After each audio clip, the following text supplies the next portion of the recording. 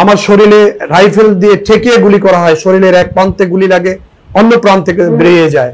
অ্যাম্বুলেন্সে যখন নিয়ে আসে, অ্যাম্বুলেন্সটিও প্রতিমধ্যে রাস্তায় পুলিশ ব্যারিকেড দিয়ে দেয়, গুলি করে সেখানে নিশ্চিত মৃত্যু ভেবে তারা আমাকে ফেলে ওখান থেকে চলে যায়, শরীরের চামড়া পর্যন্ত কেটে ফেলে।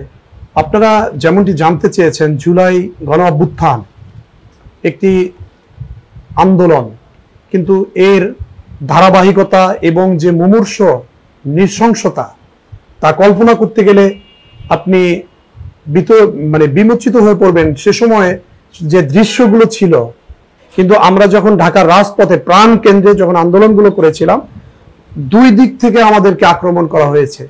এই আক্রমণের মধ্য দিয়েও আমরা আন্দোলন করেছি, 144 ধারা ভেঙেছি, পার্টি অফিসের সামনে, বিএনপির কার্যালয়ের সামনে আমরা এই আন্দোলনগুলো করেছি। সুতরাং সেই সময়ে 144 ধারা চলে, সেই 144 ধারার ভিতরে আন্দোলন করা কতটা কষ্টে, কতটা নৃশংসতা চলেছিল তখন, সেটা আপনারা উপলব্ধি করতে পারছেন।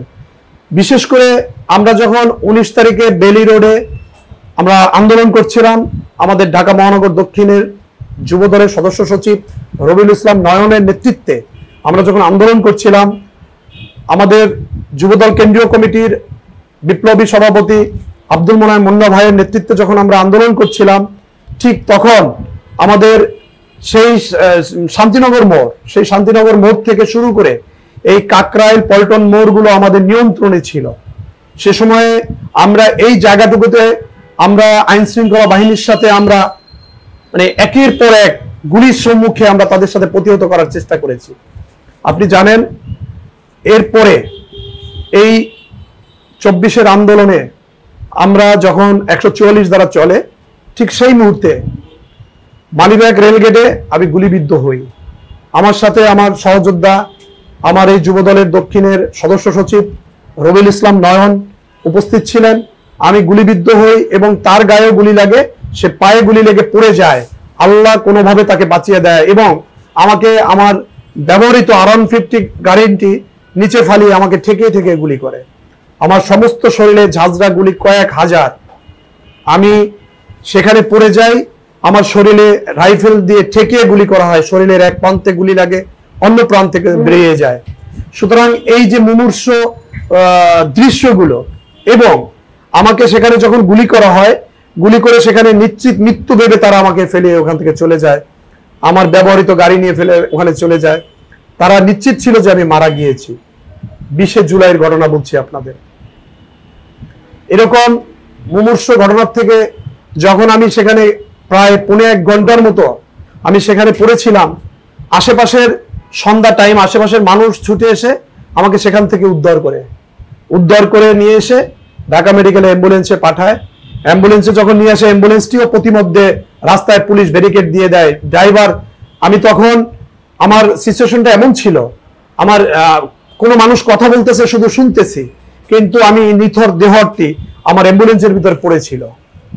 এই অবস্থায় ঢাকা মেডিকেলের গেটেও পুলিশ আমার গাড়িটি আটকিয়ে দেয়। তখন ড্রাইভার একটি কথা বলছিল যে, স্যার, লোকটি বোধহয় মারা গেছে, আমরা লাশটা কি করব। তখন কোনো না কোনো পুলিশ ওর ভিতর থেকে বলছে যে, শালারে ছেড়ে দাও, পাঠাই দাও। তখনও তাদের ব্যবহারটা এরকম ছিল। আমাকে মেডিকেলে নেওয়া হলো। মেডিকেলে তখন আমার সেন্সলেস। আমি ওখানে পৌঁছা মাত্র আমাকে তাৎক্ষণিক ডাক্তাররা যে ট্রিটমেন্ট করলো, সেই ট্রিটমেন্টটা ছিল আরো ভয়াবহ।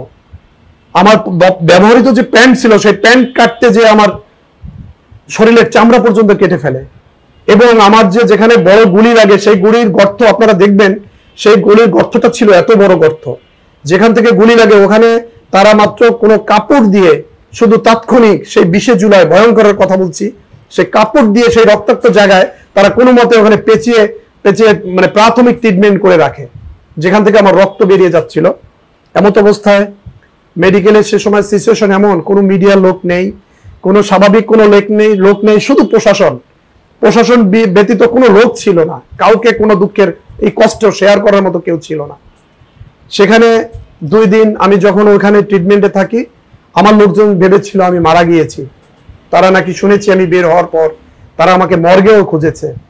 এই নিদারুণ কষ্ট থেকে বেরিয়ে এসে আজও সেই আমি, এই আমিনুল ইসলাম ইমন, একজন জুলাই যোদ্ধা, এই সরকারি গেজেটের এতে আছি আমি।